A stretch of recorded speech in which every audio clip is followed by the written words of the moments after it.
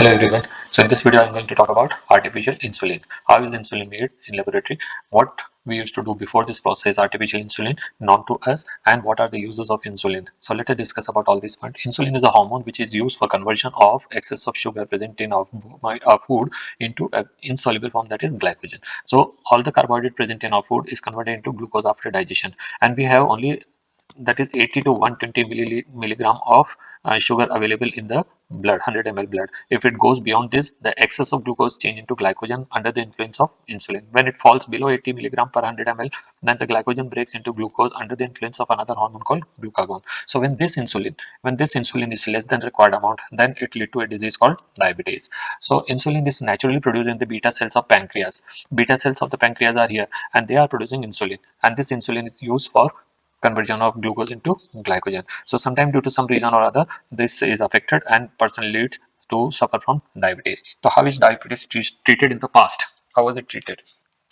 So in the olden time, when the insulin was not known to us, that is artificial production of insulin was not known to us. So we used to get insulin from the pancreas of slaughtered animals. Whatever animals used to be killed for food purpose, the pancreas is to be separated, and from that insulin is to be obtained. So that used to be a very insignificant amount for the large number of people who are suffering from diabetes. In 1923, for the first time, Frederick Banting and a medical student Charles Best at Lilly artificially produced insulin. So 1923, this was a boom, and before that the people were simply suffering from this disease. So these were the scientists, okay, for preparing insulin. First genes were identified, and then the genes are then cloned, and the multiple copies of it obtained, and these genes are then introduced into certain vectors. The vectors can be bacteria or yeast or fungi, whatever it is, and join their genes with the vector chromosomes.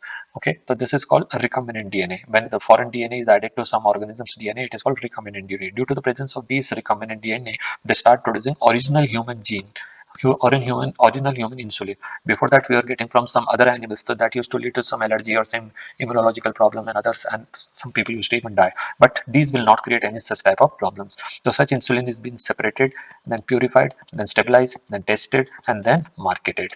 Okay, so this is the entire process. The chromosomes from which the human gene, insulin gene, is separated. This gene is then introduced into the chromosome of bacteria, and then these bacteria are cultured and the insulin is produced. So it is a complicated process, but we can simply summarize here.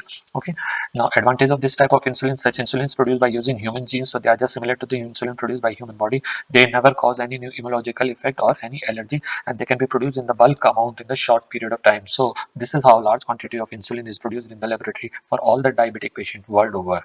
Thank you.